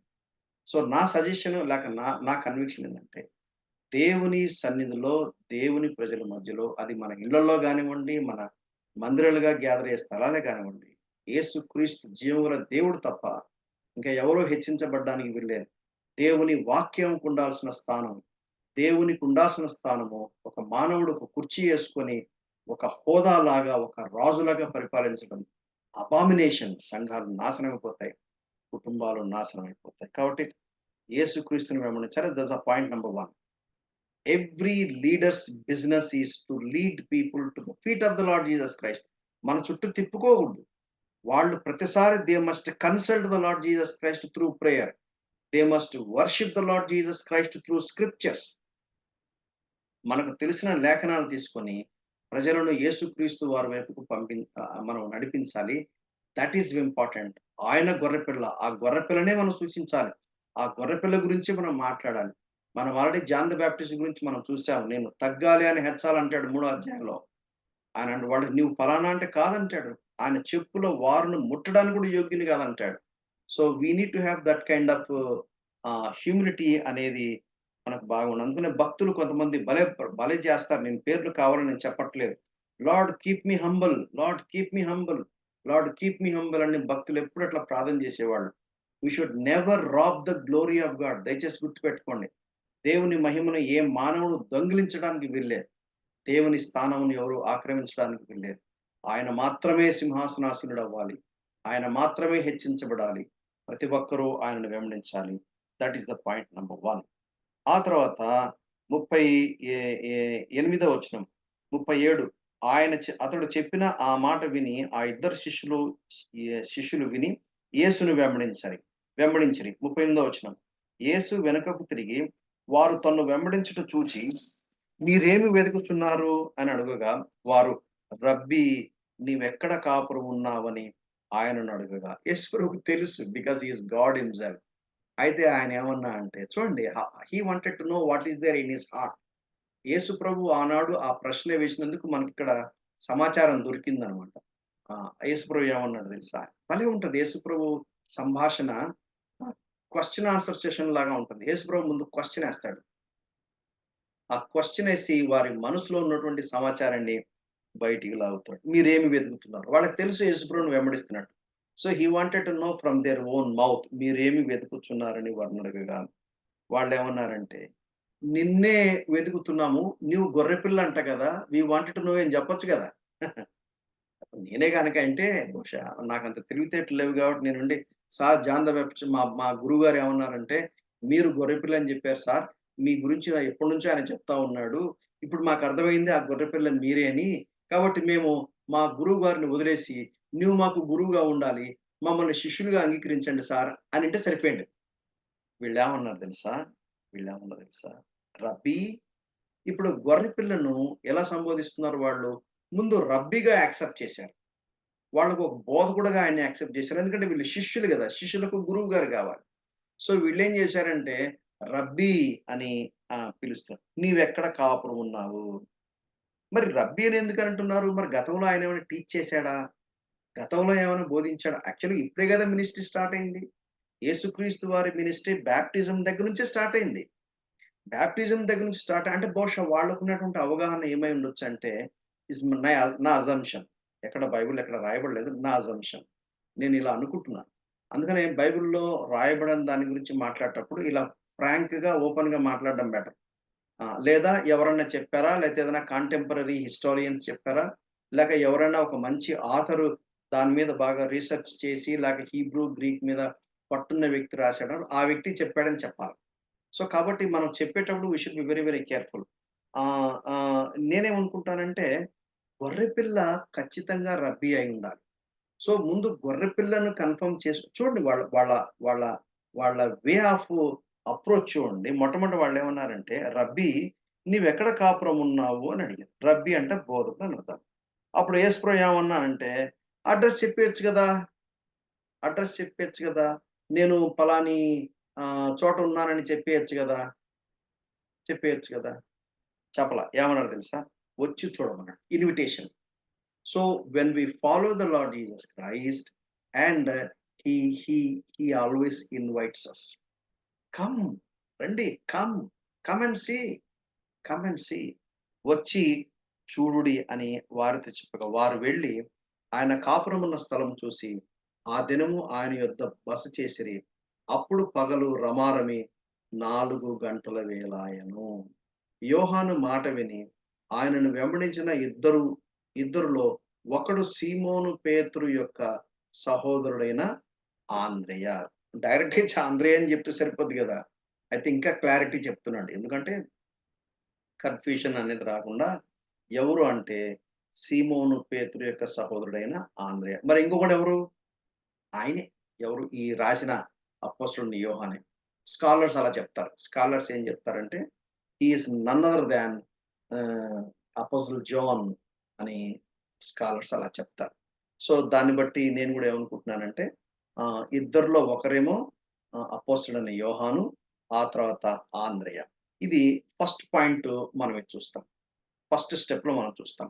సో, ఇప్పుడు వాళ్ళు యేసు ప్రభు దగ్గర ఉన్నారు. వాళ్ళు ఆయన కాపురమున్న స్థలం చూసారు. ఆ దినము ఆయన యొద్ద బస చేశారు. ఆ దినము ఆయన యొద్ద బస చేశారు. ఎవరు అంటే ఇద్దరు. అపోస్తలుడైన యోహాను, ఆ తర్వాత ఆంద్రెయ. 41 వచనం. ఇతడు మొదట తన సహోదరుడైన సీమోనును చూచి, మేము మెస్సియాను కనుగొంటిమని అతనితో చెప్పెను. సో, అక్కడ యేసు ప్రభువు దగ్గర బస చేసినప్పుడు వాళ్ళకి అర్థమైన ఒక ట్రూత్ ఏందంటే, ఈయన మెస్సయ్యా. ఎంత స్ట్రెయిట్ ఫార్వర్డ్ చెప్పేసారు చూడండి. బాప్తిస్మిచ్చి యోహాను యేసుక్రీస్తుని ఇంట్రొడ్యూస్ చేసినప్పుడు ఏమని ఇంట్రొడ్యూస్ చేశాడు? లోక పాపములు మోసుకొని పోవు దేవుని గొర్రెపిల్ల అని చెప్పాడు. వీళ్ళేం జేశారంటే డైరెక్ట్‌గా పాత నిబంధనలో ప్రస్తావించబడిన ఆ మెస్సియా గురించి ఇక్కడ వీళ్ళు చెప్తా ఉన్నారు. ఎంత క్లియర్‌గా చెప్పారు చూడండి. ఈళ్ళకెట్లా అర్థమైంది? ఎట్లా అర్థమైంది? ఎట్లా అర్థమైందంటే మెస్సయ్య ఎవరై ఉంటారు? మెస్సయ్య యొక్క సూచనలేంటి? అనేది బహుశా జాన్ ద బాప్టిస్టు ఆయన తన శిష్యులుగా ఉన్నవాళ్ళు కొంత వివరించుంటాడు. ఎందుకంటే ఇప్పుడు గురువుగారు శిష్యులకి టీచ్ చేస్తారు. ఏం టీచ్ చేస్తారు? పాత నిబంధన లేఖనాన్ని టీచ్ చేసుంటాడు. ఇప్పుడు యోహానుకి శిష్యులంటే గురువుగారు శిష్యులకి ఏం చెప్తారంటే లేఖనాలు చెప్తాడు. లేఖనాలు ఇప్పుడు మనం ఎలా బైబిల్ స్టడీ చేస్తున్నామో, ఆ లేఖనాల్లోని ఎలా చెప్పింటారంటే మీకు ఇంకా ఎగ్జాంపుల్ చెప్తాను. 8వ అధ్యాయం అపోస్తల కార్యంలో ఒకాయన యెరూషలేము నుండి ఎథియోపియాకెళ్తున్నాడు. రథం మీద కూర్చొని చదువుతున్నాడు. ఏం అర్థం కావట్ల. ఈ లోపల దేవుడు ఫిలిప్‌కి సమరయలో ఉన్న రివైవల్ జరుగుతుంటే, "నువ్వు రివైవల్ సంగతి తర్వాత ముందు నువ్వు నువ్వు పరిగెత్తుకుంటూ పలానా దారిలో వెళ్ళమన్నాడు." వెళ్ళాడు. ఈ రథం కూర్చున్నాక మనకి అప్పుడు అర్థమైంది. ఈయన కోసం వచ్చాను. "నువ్వేం చదువుతున్నావో నీకు అర్థమైందా?" అన్నాడు. నాకెట్లా అర్థమవుతుంది? ఎవరైనా ఎక్స్‌ప్లెయిన్ చేయాలి గదా! అంటే అప్పుడు వచ్చి కూర్చోమన్నాడు. ఫిలిప్ వచ్చి పక్కన కూర్చొని యెషయా గ్రంథం 53 అధ్యాయం ఆయన చేతిలో ఉంది. చక్కగా ఎక్స్‌ప్లెయిన్ చేసుకుంటొచ్చి ఆయన ఎవరో గాదు యేసుక్రీస్తు. బహుశా ఈ బా ఈ ఈ బాప్తిస్మిచ్చి యోహాను తన శిష్యులకు ఆ విధంగా శిష్యులకి లేఖనాలు ఎక్స్‌ప్లెయిన్ చేస్తా ఉంటాడు. ఇప్పుడు యేసు ప్రభువును వాళ్ళు నేరుగా ఫేస్ టు ఫేస్ యేసు ప్రభు ఉన్న కాపురం ఎక్కడైతే ఉన్నాడో అక్కడికొచ్చేసి యేసు ప్రభువు ఏమేమి వివరించుంటాడు? అది కూడా నాకెట్లా హింట్ దొరికిందంటే లూకాసు వార్త 24వ అధ్యాయంలో యేసుక్రీస్తు వారు పునరుద్ధానుడైన తర్వాత ఎమ్మాయికి పోయే ఇద్దరు శిష్యులకు యేసుక్రీస్తు వారు కలిసినప్పుడు ఏం చేశాడంటే లేఖనాలు ఎక్స్‌ప్లెయిన్ చేశాడు. మోషేయు, ప్రవక్తలు మెస్సీయ గురించి ఏమైతే చెప్పడం జరిగిందో లేఖనాలు ఎక్స్‌ప్లెయిన్ చేశాడు. అక్కడ ఎక్స్‌ప్లెయిన్ చేశాడు కాబట్టి నేనేం ఊహించుకుంటున్నానంటే యేసు ప్రభు దగ్గర కాపురం ఉన్నారు గదా! ఉన్నప్పుడు ఆయన ఏం చేశాడంటే లేఖనాలు ఎక్స్‌ప్లెయిన్ చేశాడు. ఆ మాట చూడండి కావాలంటే ఇది మీకు చాలా ఇంపార్టెంట్ పాయింట్ ఇది. 24వ అధ్యాయంలో నేను నేను నేను నేను చదువుతాను చూడండి. అక్కడ యేసు ప్రభు ఏం చేశాడు? 30 30 ఆహ్, ఆహ్, ఆహ్, 30 లేక 26 వచనం. క్రీస్తు ఈలాగు శ్రమపడి తన మహిమలో ప్రవేశించుట అగత్యము కాదా? అని చెప్తూ 25 వచనం చదువుతాను చూడండి. అందుకాయన అవివేకులారా! ప్రవక్తలు చెప్పిన మాటలన్నీ నమ్మని మందమతులారా! అని లేఖనాలు చెప్తా ఉన్నాడు. చెప్పి క్రీస్తు ఇలాగు శ్రమపడి తన మహిమలో ప్రవేశించుట అగత్యం కాదా? అని చెప్పి 27 వచనం చూడండి. మోషేయు సమస్త ప్రవక్తలను మొదలుకొని లేఖనములన్నిటిలో తన్ను గూర్చిన వచన భావనను వారికి తెలిపెను. ఆ ఇద్దరికీ ఏం చెప్తున్నా అంటే, తన్ను గూర్చి లేఖనాల్లో ఏ మాటలైతే రాయబడ్డాయో, వాటి గురించిన వివరాలు ఏం చేశానంటే, మోషేయు సమస్త ప్రవక్తలలో లేఖనాల్లో ఏవైతే రాశాడో, దాని గురించి ఎక్స్‌ప్లెయిన్ చేస్తా ఉన్నాడు. మీరు లేఖనాలు నమ్మండి. మీరు గనక లేఖనాలు నమ్మితే నేనెవరో మీకు అర్థమవుతుంది అని ఇక్కడ ఎలాగైతే చెప్పాడో, నేనేమనుకుంటున్నానంటే, యోహాను సువార్త మొదటి అధ్యాయంలో యేసుక్రీస్తు దగ్గర బస చేసిన వాళ్ళతో కూడా యేసుక్రీస్తు వారు ఆ లేఖనాలు ఎక్స్‌ప్లెయిన్ జేసి ఉంటారు. అందుకని వాళ్ళేం జేశారంటే ఎప్పుడైతే లేఖనాలు అర్థమైపోయిందో, ఎప్పుడైతే మెస్సీయ వాళ్ళకి దొరికారో, వాళ్ళు వెంటనే ఇమ్మీడియేట్‌గా వాళ్ళేం జేశారంటే, ఈయనైతే ఫస్ట్ ఆయన బ్రదర్‌ని పట్టుకున్నాడు. ఎవరు? ఆంద్రెయ. ఆంద్రెయ తన బ్రదర్‌ని పట్టుకున్నాడు. చూడండి ఏమని రాయబడిందో 41 వచనం. ఇతడు మొదట తన సహోదరుడైన సీమోనును చూచి, మేము మెస్సయ్యను కనుగొంటిమని అతనితో చెప్పి that's a point. If you drive your disciples, your followers unto the feet of the Lord Jesus Christ, he will take care of it. ఇప్పుడు బాప్తిస్మిచ్చి యోహాను ఏం చేశారంటే వాళ్ళను యేసు వైపు దగ్గర నడిపించినప్పుడు వాళ్ళు ముందు రబ్బీ అన్నారు. రెండో మాటకు రబ్బీ అన్నారు. ఎప్పుడైతే ఆయన దగ్గరకొచ్చారో, ఎప్పుడైతే ఆయనతో డ్వెల్ చేశారో, ఆయనతో సహవాసం చేశారో, ఆయన దగ్గర కాపురం ఉన్నారో, ఒక రోజు ఉన్నారో, అప్పుడు వాళ్ళు మెస్సయ్య అని కనుగొన్నారు. నా పాయింట్ ఏందంటే, నా పాయింట్ ఏందంటే, మీ లీడర్‌లు నిన్ను యేసుక్రీస్తు వైపుకు నడిపిస్తే, నీవు యేసుక్రీస్తు వారితో గనక సహవాసం వ్యక్తిగతంగా చేస్తున్నట్లయితే, పరిశుద్ధాత్మ దేవుడు దేవుని లేఖనాల్లోని కన్విక్షన్స్ గనక నీవు కలగజేస్తే, నీవు మెస్సీయని కనుగొంటావు. మరి మెస్సీయని కనుగొన్నారా? అది గదా ప్రశ్న ఇప్పుడు. మీరు మెస్సీయని కనుగొన్నారా? ఇంగ మీ లీడర్ల చుట్టూ తిరుగుతున్నారా? మీ లీడర్ల చుట్టూ తిరుగుతున్నారా? ఇంగా సాక్షాత్తు ఆ గొర్రె పిల్లను పట్టుకొని రబ్బీ అని అక్కడే ఆగిపోయారా? రబ్బీ అని అక్కడే ఆగిపోయారా? రబ్బీ నుండి మీరు మెస్సీయని కనుగొన్నారా? చూడండి ఎక్కడ మాట అది? దానియేలు గ్రంథము 9వ అధ్యాయం. సందర్భం వచ్చింది కాబట్టి బైబిల్ స్టడీ చేస్తున్నప్పుడు మనం పాయింట్స్ అని మనం కవర్ అవ్వాలి. ఎక్కడి నుంచి తీసుకొచ్చిన లేఖన భాగాలు ఎక్కడ రాశారు అనేది 70 వారములకు సంబంధించినటువంటి కాంటెక్స్ట్‌లో ఈ మాట వ్రాయబడినట్టుగా మనకు అర్థమవుతుంది. నేను వివరించడానికి వీలు కాదు. ఎందుకంటే మళ్ళా నేను టాపిక్ డైవర్ట్ అవుతుంది. నేను చేస్తున్న స్టడీనే కంటిన్యూ చేస్తాను. ఆ సందర్భం మాత్రం నేను మీకు జ్ఞాపకం చేస్తాను. బహుశా గతంలో నేను ఇది 1, 2 సార్లు నేను మీకు పీపీటీ ద్వారా మీకు ఎక్స్‌ప్లెయిన్ చేయడం జరిగిందని నాకు గుర్తుంది. ఒకవేళ మరలా అవసరమైతే ఇంకోసారి ఎప్పుడన్నా దాన్ని చూడటానికి మనం ప్రయత్నం చేద్దాం. నేను చదువుతాను చూడండి. 9వ అధ్యాయం 26 వచనం. ఈ 62 వారములు జరిగిన పిమ్మట ఏమీయు లేకుండా అభిషిక్తుడు నిర్మూలమగును. అంటే సెలవు ఇవ్వబడతాడు. అభిషిక్తుడు నిర్మూలమగును. అభిషిక్తుడు అంటే హెబ్రీలో ఏమనాలి? మెస్సీ అనాలి. అభిషిక్తుడు అంటే మెస్సీ అనాలి. గ్రీక్ భాషలో క్రీస్తు అంటారు. క్రీస్తు అంటే అభిషిక్తుడు. మెస్సియా అన్న, క్రీస్తన్న ఒకటే. అదే మాట మీకు ఈ ఈ 41 వచనంలో గూడా 42 వచనంలో రాయబడింది చూడండి. 41 వచనం మరలా చదువుతున్నాను. ఇతడు మొదట తన సహోదరుడైన సీమోనును చూసి, మేము మెస్సియాను కనుగొంటుమని అతనితో చెప్పి, యేసునొద్దకు అతని తోడుకొని వచ్చెను. మెస్సియా అను మాటకు అభిషిక్తుడని అర్థము.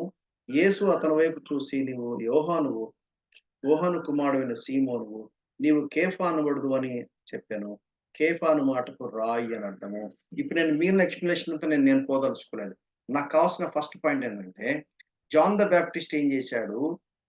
అపోస్తలుడైన యోహానును, ఆంద్రెయను క్రీస్తు వద్దకు నడిపించాడు. ఇప్పుడు యేసు ప్రభు దగ్గరికెళ్లారు. వాళ్ళ ముందు రబ్బీ అని అక్కడితో ఆగిపోకుండా వాళ్ళు ఆయన దగ్గరికెళ్లారు. ఆయన్ని వెంబడించి ఆయనతో కాపురం చేశారు. ఆయన సన్నిధిలో టైమ్ స్పెండ్ చేశారు. అప్పుడు యేసు ప్రభు వాళ్ళకి ఆయనే మెస్సియా అనే వివరాలు ఆయన ఖచ్చితంగా బోధించిన కారణం చేత వాళ్ళేం చేశారంటే, ఫస్ట్ మిషనరీ అని చెప్పాలి. తన సొంత బ్రదర్‌ని దగ్గరికెళ్ళి, మేము మెస్సయ్యాని కనుగొంటుమని బ్రదర్‌ని తీసుకొచ్చి యేసు ప్రభు దగ్గరికి తీసుకొచ్చారు. నా ప్రశ్న ఏందంటే, నీవు గనక యేసు ప్రభుతో టైమ్ స్పెండ్ చేసి, ఆయన ఎవరో, ఆయన ఏమై ఉన్నాడో అని ఆయన గురించినటువంటి ప్రత్యక్షత గనక నీకు దొరికితే, యూ బికమ్ ఎ మిషనరీ. నువ్వు ఆగలేవు నువ్వు. ఆ ట్రూత్ నువ్వు అంతుపట్టలేవు. మెస్సియా కోసము పడిగాపులు గాసి, ఎదురు జూసి ఆయనను ఎప్పుడైతే పట్టుకోవడం జరిగిందో, నువ్వేం జేస్తావంటే, ఈ యేసును అనేకులకు పరిచయం చేయకుండా నువ్వు ఉండలేవు. అనేకులకు ఆ యేసుక్రీస్తును ఇతరులకు వివరించకుండా నీవు ఉండలేవు. ఆ సువార్త ప్రకటించకుండా నీవు ఉండలేవు అనేది ఈ ఈ కాంటెక్స్ట్ నాకు చాలా స్పష్టంగా వివరిస్తా ఉంది. You lead the people to Christ. He will take care of it. You don't have to bother. ఈ వ్యక్తికి నేను ఎట్లా చేయాలా? Not necessary. Don't break your head. ఆయనను యేసు ప్రభు దగ్గరికి తీసుకురా. హి will take care of it. వెంటనే యేసు ప్రభు ఏం చేశారంటే, ఈ ఈ ఈ సీమోను పేతురుని హ్యాండిల్ చేశాడు. ఆయన భవిష్యత్తులో ఏం కానై ఉన్నాడు. ఆయన గురించి దేవుని ప్రణాళిక ఏమై ఉంది. జస్ట్ ఒక మాట అలా చెప్పేసాడు. ఆయన కూడా యేసు ప్రభు శిష్యుడైపోయాడు. సో వీళ్ళు స్లోగా ఏమవుతుందంటే, యేసుక్రీస్తు వాళ్ళ శిష్యులు అవుతున్నారు. మనం యోహాను సువార్త మనం స్టడీ చేస్తున్నాం కాబట్టి, మీరు ఎక్కడైనా ఒక కార్నర్‌లో రాసుకోండి. Who is the first disciple of Lord Jesus Christ అంటే అపోస్తలుడైన యోహాను, ఆ తర్వాత ఆంద్రెయ. Who is the third followers అంటే సీమోను పేతురు. ఆ తర్వాత 43వ వచనం నుంచి నేను చదువుతాను. మరునాడు ఆయన గలిలకి వెళ్ళగోరి ఫిలిప్పుని కనుగొని, నన్ను వెంబడించమని అతనితో చెప్పాను. ఫిలిప్పు బెత్సయిదా వాడు. అనగా ఆంద్రెయ, పేతురు అనువారి కాపురస్తుడు. అంటే బిగినింగ్‌లో వీళ్ళు అక్కడే ఉన్నారు. తర్వాత వీళ్ళు కపెర్నహూమ్‌కి షిఫ్ట్ అయ్యారు. ఎవరు? పేతురు నజరేతులోకి షిఫ్ట్ అవుతాడు. కపెర్నహూమ్‌లోకి షిఫ్ట్ అవుతాడు. ఆ విషయాలు మనం తర్వాత చూడొచ్చునండి.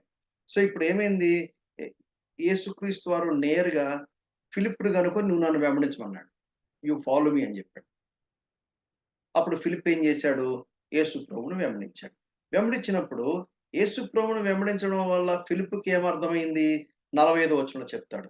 ఫిలిప్పు నతానీయేలును కనుగొని, ధర్మశాస్త్రములో మోషేయు, ప్రవక్తలు ఎవరిని గూర్చి వ్రాసిరో ఆయనను కనుగొంటిమి. ఆయన యోసేపు కుమారుడైన నజరేయుడు యేసు అని అతనితో చెప్పాను. ఇందాక మీకు చెప్పాను చూసారా? యేసు ప్రభు దగ్గరికెళ్ళుంటే యేసు ప్రభు ఏం చేసిండేవాడు అంటే, ఇదిగో ఇప్పుడు ఫిలిప్ చాలా స్పష్టంగా ఎక్స్‌ప్లెయిన్ చేస్తున్నాడు కదా! ఏం చేస్తాడు? If you go to the Lord Jesus Christ నేనే అని ఒక మాట చెప్తే పనైపోద్ది కదా! ఆహాహాహా! యేసు ప్రభు కూడా ఏం చేస్తారంటే, లేఖనాల దగ్గరికి తీసుకెళ్తాడు. ప్రియమైన సహోదరి, సహోదరులారా, ఈ లేఖనం యొక్క ప్రాముఖ్యత మీకు ఎంత అద్భుతంగా వివరించబడిందో యేసు ప్రభువే చెప్తున్నాడు. యేసు ప్రభు కూడా లేఖనాలను ఎక్స్‌ప్లెయిన్ చేస్తూ, ఈ లేఖనాలన్నీ నా గురించి చెప్తున్నాయి. You trust the scriptures then you will be able to reach me అని చెప్తా ఉన్నాడు. మీకు అర్థమవుతుందండి? యేసు ప్రభు భౌతికంగా ఉన్నప్పుడు శిష్యులు వాళ్ళు ఏ లేఖనాలు చదువుతున్నారో, ఇప్పుడు మనం అదే లేఖనాలు చదువుతున్నాం. Absolutely no difference. అప్పుడు యేసుక్రీస్తు వారు భౌతికంగా ఉన్నాడు. ఇప్పుడు యేసుక్రీస్తు వారు దేహంతో ఆయన పరలోకంలో తండ్రి కుడిపార్శ్వన కూర్చొనున్నాడు. ఇప్పుడు పరిశుద్ధాత్మ దేవుడు అదే యేసుక్రీస్తు వారిని మనకు వివరిస్తా ఉన్నాడు. సో, ఇప్పుడు ఈ ఫిలిప్ ఏం చేశాడంటే నతానీయేలును కనుగొన్నాడు. So, he is the second missionary అని చెప్పాలి. నతానీయేలును కనుక్కున్నాడు. నతానీయేలును కనుక్కొని ఏం చెప్పాడు? ఏం చెప్పాడు? ఈయన డైరెక్ట్‌గా మేము మెస్సీయని కనుగొంటిమి. అప్రోచ్ చూడండి ఎంత మారుతుందో. జాన్ ద బాప్టిస్ట్ ఏమో లోక పాపములు మోసుకొని పోవు దేవుని గొర్రెపిల్ల అన్నాడు. ఆ తర్వాత ఆంద్రేయనేమో మేము మెస్సియాని కనుగొన్నామని చెప్పాడు. అయితే ఈ ఫిలిప్ ఏం చేశాడంటే, ఆయన ఇంకా కొంచెం సేమ్ ట్రూత్‌ని డిఫరెంట్ పర్స్పెక్టివ్‌లో చెప్తున్నాడు. ధర్మశాస్త్రములో మోషేయు, ప్రవక్తలు ఎవరిని గూర్చి వ్రాసారో ఆయనను కనుగొంటిమి. ఆయన యోసేపు కుమారుడైన నజరేయుడగు యేసు అని అతనితో చెప్పెను. అందుకు నతనీయేలు నజరేతులో నుండి మంచిది ఏదైనను రాగలదా అని అడగగా వచ్చి చూడమన్నాడు. ఇప్పుడు నౌ ఫిలిప్‌కి నతానీయేలుని హ్యాండిల్ చేయడం కొంచెం కష్టమవుతుంది. ముందు చెప్పాడు.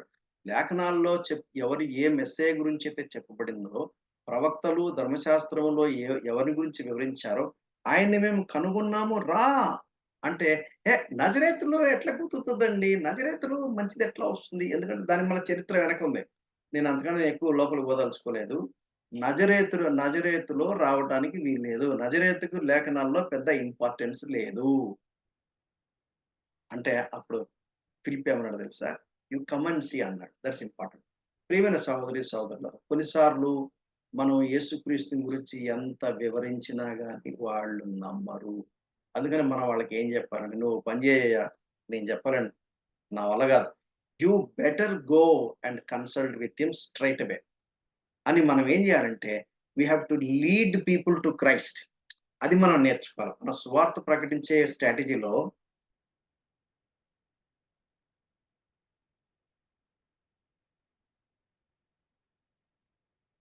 ప్రజలను మనం మనం ఏం చేయాలంటే యేసుక్రీస్తు వైపుకు నువ్వు వచ్చి చూడు. కావాలంటే you go and see, you verify. నేను ఎక్స్‌ప్లెయిన్ చేయలేను. నాకింతే తెలుసు. అయితే నీవది కన్విన్స్ అవ్వట్లేదా? గో యేసు ప్రభు దగ్గరికెళ్ళు. వచ్చి చూడు అని జెప్పి వాళ్ళు అన్నారు. అప్పుడు వాళ్ళు వచ్చి చూడమంటే యేసుక్రీస్తు భౌతికంగా ఉన్నాడు. ఇప్పుడు యేసుక్రీస్తు భౌతికంగా లేడు. మనం లేఖనాల దగ్గరికి మనం చెప్తాం. లేఖనాల దగ్గరికి నడిపించినప్పుడు it is the business of the Holy Spirit to expound the truth to reveal the Lord Jesus Christ unto themselves. నేను మరలా చెప్తున్నాను. నేను నాకున్నటువంటి కమ్యూనికేషన్ స్కిల్స్ అన్నీ ఉపయోగించి, నాకున్నటువంటి నాకున్నటువంటి రిసోర్సెస్ అన్నీ ఉపయోగించి, నేను మీకు యేసుక్రీస్తుని ఎంత ఎక్స్‌ప్లెయిన్ చేసినా గాని, మీకు వింటుంటే సూపర్ అనిపించొచ్చు. అబ్బా! చాలా బాగుంది. చాలా బాగా ఎక్స్‌ప్లెయిన్ చేశావు అనిపించొచ్చు కానీ, మీకు బ్లెస్సింగ్ అవ్వదు. ఎప్పుడు బ్లెస్సింగ్ అవుతుందంటే, పరిశుద్ధాత్మ దేవుడు ఆ లేఖనాల్ని ఓపెన్ చేసి, అందులో దాగి ఉన్న యేసుక్రీస్తుని గనుక మీకలా ప్రకటించినప్పుడు, కళ్ళు ఇలా వెలుగుతాయి. అప్పుడు మీరు you become a missionary. Then you become a servant of God. You become an angel of God in the very hand of God to present Jesus Christ. యేసుక్రీస్తును ప్రకటించడానికి మీరు దేవుని గొర్రెపిల్ల అని చెప్తారా? లేక రబ్బీ అని చెప్తారా? మెస్సియా అని చెప్తారా? లేక ధర్మశాస్త్రంలో మోషేయు, ప్రవక్తలు ఎవరి గురించి వ్రాసారో ఆయనే ఈయనని చెప్తారా? లేక యోసేపు కుమారుడైన నజరుడేగు యేసు అని చెప్తారా? చెప్పండి. వాళ్ళకి అర్థమైనా అర్థం కాకపోతే మీరేం చేస్తారంటే, you better consult with him. You better know him personally అని చెప్పినప్పుడు, ఇక్కడ నతానీయేలుకు ఫిలిప్పు అలాగే చెప్తాడు. ఏమని చెప్తాడు? "నీవు వచ్చి చూడు" అని అన్నాడు. అప్పుడు వెంటనే ఏం జరిగింది? 47 వచనం. నతనయేలు వచ్చాడు. యేసు నతానీయేలును చూచి, "ఇదిగో ఇతడు నిజంగా ఇశ్రాయేలీయుడు. ఇతని యందు ఏ కపటం లేదని అతని గూర్చి చెప్పాను." అబ్బా! ఏం స్టేట్‌మెంట్ అండి. నాకనిపిస్తుంది యేసయ్య నన్ను చూసి, "ఇదిగో వరకుమారుడు. ఇతడు నిజంగా నన్ను ప్రేమించినవాడు. ఇతని యందు ఏ కపటం లేదు." నేను ఇశ్రాయేలుని కాదులెండి. నేను ఇశ్రాయేలుని కాదు. నేను అన్యుణ్ణి. విగ్రహారాధకుడిని. ఎందుకంటే మా నేపథ్యము, మా ఫోర్ ఫాదర్స్ అందరూ గూడా విగ్రహారాధికులే. మేము జేవుల దేవుని ఎరగని వారం. ఈ ఇశ్రాయేలుని కాదు. I'm not from the tribe of Israel. 12 గోత్రాల్లో ఎక్కడ ఇంత గూడా మనకి టచ్ లేదు. అయితే నన్ను జూసి ఈయన అన్యుడైతే అయ్యాడు. అయితే ఇతని యందు ఏ కపటము లేదని నా గురించి చెప్తే ఎంత బావుంటదో. I will be very, very happy. ఇంక ఏ సర్టిఫికేట్ అక్కర్లేదు. ఏ సర్టిఫికేట్ అక్కర్లేదు. అయితే యేసుప్రభు ఆయన్ని చూసి ఇతని యందు ఏ కపటము లేదు. అంటే హి ఈస్ నాట్ ఎ సిన్నర్ అని అర్థం కాదు. మళ్ళీ అట్ట అనుకోబాకండి. ఆ అడమిక్ నేచర్ ప్రతి ఒక్కరిలో ఉంటది. కపటం లేదన్నాడు. ఇతనిలో is a very transparent man. ఇతని దగ్గర హిడెన్ అజెండా లేదు. కపటము లేదు అని చెప్పాడు. అప్పుడు 48 వచనం, "నీవు నన్ను ఎలాగు ఎరుగుదువని" నతనయేలు ఆయనను అడుగగా, ఫిలిప్పు నిన్ను పిలవక మునుపే నీవు ఆ అంజూరపు చెట్టు కింద ఉన్నప్పుడే నిన్ను చూచితినని. అక్కడెక్కడో అంజూరపు చెట్టు కింద ఉంటే ఇక్కడి నుంచి ఎట్ట చూస్తాడబ్బా? Because he is not ordinary man. ఆయన దైవ మానవుడు. Is God and also men. ఆయన మెస్సియా. ఆయన ఆయన క్రీస్తు. And at the same time ఆయన యేసు. ఆయన మనుషుడుగా ఈ భూమి మీదకొచ్చాడు. అందుకనే ఫిలిప్‌తో చెప్పాడు. నీవు ఆ అంజూరపు చెట్టు కింద ఉన్నప్పుడే నిన్ను చూచితునని చెప్పినప్పుడు, అప్పుడు 49 వచనం అంటాడు చూసారా? వెంటనే అర్థమైపోయింది నతాలికి. ఏమని అర్థమైంది? బోధకుడా, ఫస్ట్ స్టేట్మెంట్ బోధకుడా, నీవు దేవుని కుమారుడవు. చూడండి ఇంకొక యాంగిల్. సో, యేసుక్రీస్తు వారికున్నటువంటి బిరుదులు గానివ్వండి, యేసుక్రీస్తు వారికున్నటువంటి అట్రిబ్యూట్స్ కానివ్వండి, యేసుక్రీస్తు వారికున్నటువంటి నామము కానివ్వండి, ఎంత స్పష్టంగా ఒకదాని తర్వాత ఈ మొదటి అధ్యాయంలోని రెండవ భాగంలో ఎంత వివరంగా మనం కనుగొంటున్నామో మనకు అర్థమవుతుందనమాట. ఏమంటున్నాడాయన? నతనీయేలు, బోధకుడా, నీవు దేవుని కుమారుడవు. దేవుని కుమారుడు అంటే దేవుడు. నీవు దేవుని కుమారుడవు. ఇశ్రాయేలు రాజువు. ఎన్ని పేర్లు పెట్టాడు. ఇశ్రాయేలు రాజు ఎన్నొచ్చినాయి ఇప్పటికి? మొదటిది దేవుని గొర్రెపిల్ల, రెండవది రబ్బీ బోధకుడు, మూడవది మెస్సియా, నాలుగవది ధర్మశాస్త్రంలో మోషేయు, ప్రవక్తలు ఎవరి గురించి రాశారో ఆయన, ఐదవది యోసేపు కుమారుడైన నజరేయుడగు యేసు, ఐదవది ఎన్నయినాయి? ఆరవది దేవుని కుమారుడు, ఏడవది ఇశ్రాయేలు రాజు. వావ్! ఎంత బ్యూటిఫుల్‌గా ఉందో. I'm really excited. అన్నప్పుడు వెంటనే 50 వచనంలో అందుకు యేసు, ఆ అంజూరపు చెట్టు కింద నిన్ను చూచితినని నేను చెప్పినందువలన నువ్వు నమ్ముచున్నావా? వీటికంటే గొప్ప కార్యాలు చూతువని అతనితో చెప్పాను అని చెప్పి యేసుప్రభు తన్ను గురించి తను ఒక రెవల్యూషన్ ఇస్తున్నాడు. ఏమిటిది? 51 వచనం. మరియు ఆయన, మీరు ఆకాశము తెరవబోటయు, దేవుని దూతలు మనుష్య కుమారుని పైన ఎక్కుటయు, దిగుటయు చూతురని మీతో నిశ్చయముగా చెప్తున్నాను. ఇది యాక్చువల్‌గా ఆదికాండంలో యాకోబు యాకోబు ఎదుర్కొన్నటువంటి బేతేలు యొక్క అద్భుతమైనటువంటి సంఘటన గురించిన వివరణ ఇక్కడ తెలియపరుస్తున్నట్టుగా మనకు చాలా స్పష్టంగా మనకు అర్థమవుతుంది. అదంతా నేను మిమ్మల్ని అక్కడికి తీసుకెళ్ళట్లేదు. అయితే మీకు జస్ట్ ఒక పాయింట్ నేను మీకు చెప్తా ఉన్నాను. ఎప్పుడైతే యాకోబు యొక్క తల్లి "నీవు వెళ్ళిపోయి ఎందుకైనా మంచిది. మీ అన్న ఏశావు నిన్ను చంపేస్తాడు" అన్నప్పుడు ఆయన బయలుదేరతాడు. బెయేర్షెబా నుంచి బయలుదేరతాడు.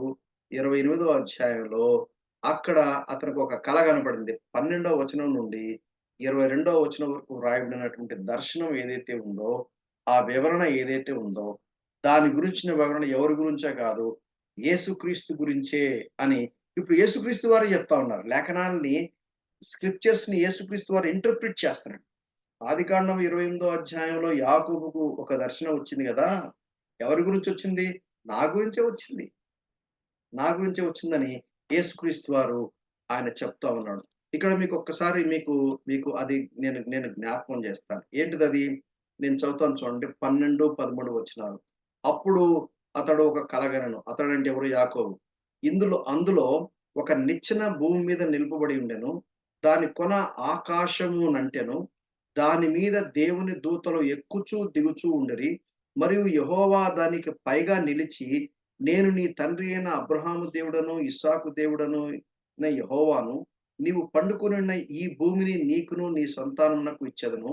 నీ సంతానం భూమి మీద లెక్కకు ఇసుక రేణువులగును. నీవు పడమటి తట్టును, తూర్పు తట్టును, ఉత్తరపు తట్టును, దక్షిణ తట్టును వ్యాపించెదవు. భూమి యొక్క వంశములన్నీయు నీ మూలముగాను, నీ సంతానం మూలముగాను ఆశీర్వదించబడును అని అక్కడ అక్కడ ఒక నిచ్చెన గురించినటువంటి ప్రస్తావన చూస్తాము. ఆ నిచ్చెన ఎవరో కాదు నేనే అని యేసుక్రీస్తు వారు తన్ను తాను ఇక్కడ మనకు బయలుపరుచుకుంటున్నాడు. 51 వచనం. మరియు ఆయన, మీరు ఆకాశము తెరవబోటయు, దేవుని దూతలు మనుష్య కుమారుని పైగా ఎక్కుటయు, దిగుటయు చూతురని మీతో నిశ్చయముగా చెప్పుచున్నాను. యేసుక్రీస్తు వారి పబ్లిక్ మినిస్ట్రీ ఇనాగ్రేషన్ ఎంత బ్యూటిఫుల్‌గా ఉందో మనం చూస్తాం. ఇందులో మనం గుర్తుపెట్టుకోవాల్సినటువంటి పాయింట్స్ ఒక్కసారి నేను కంక్లూడ్ చేయకమునుపు మీకు జ్ఞాపకం చేస్తాను. ఏమిటంటే, the business of every leader, ప్రతి నాయకుడి యొక్క బాధ్యత ఏందంటే, తన తన వెంట వచ్చే వాళ్ళని యేసుక్రీస్తు వారి వైపుకు నడిపించాలి. యేసుక్రీస్తు వారి వైపు నడిపించినప్పుడు వాళ్ళేం జేయాలంటే, యేసుక్రీస్తు దగ్గరికి బోయి, అక్కడ ఆయనతో పాటు టైమ్ స్పెండ్ చేయాలి. ఆయనతో పాటు నివసించాలి. ఆయనతో పాటు కాపురం ఉండాలి.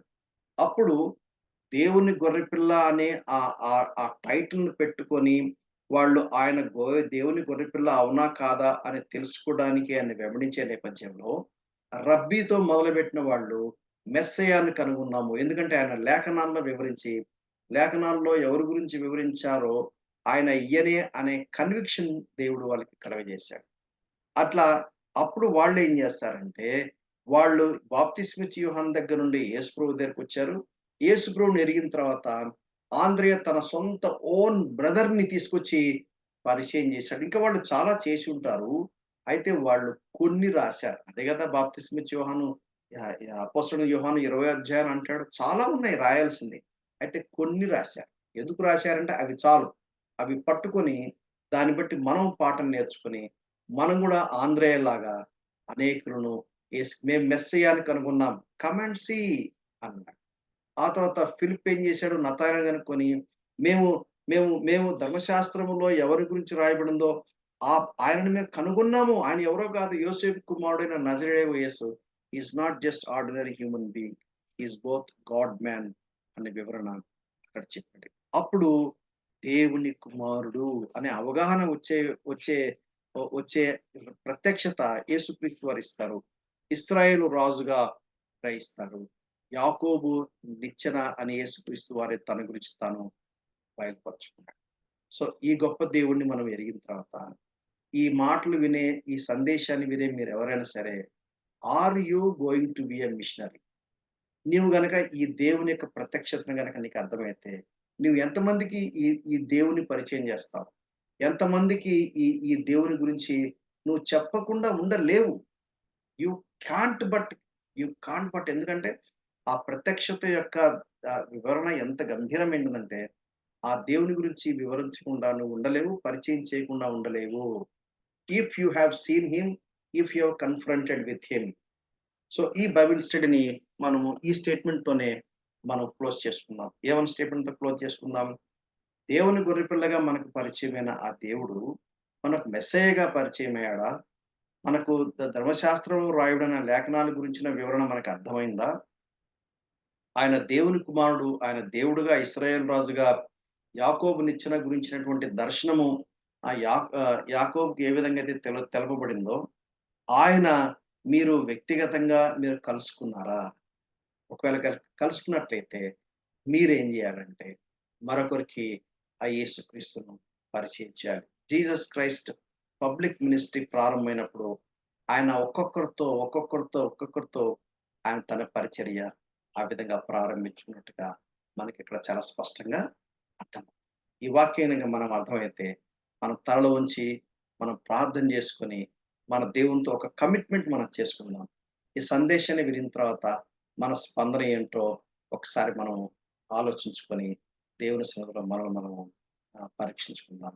దేవుడి వాక్యాన్ని దీవించును గాక. ఈ వాక్యాధారంగా మనం దేవునితో మనం పర్సనల్‌గా maybe few seconds maybe 1 or 2 minutes మనం దేవునితో పర్సనల్‌గా మనం టైమ్ స్పెండ్ చేద్దాం. ప్రభా! నువ్వు నాతో మాట్లాడినావు. నాకర్థమైంది. ఇదిగో బాప్తిస్మిచ్చి యోహాను ఇలా చేశాడు. ఆ తర్వాత ఆంద్రెయ తన సహోదరుని తీసుకొచ్చాడు. ఆ తర్వాత ఫిలిప్పు నతానీయుని తీసుకొచ్చాడు.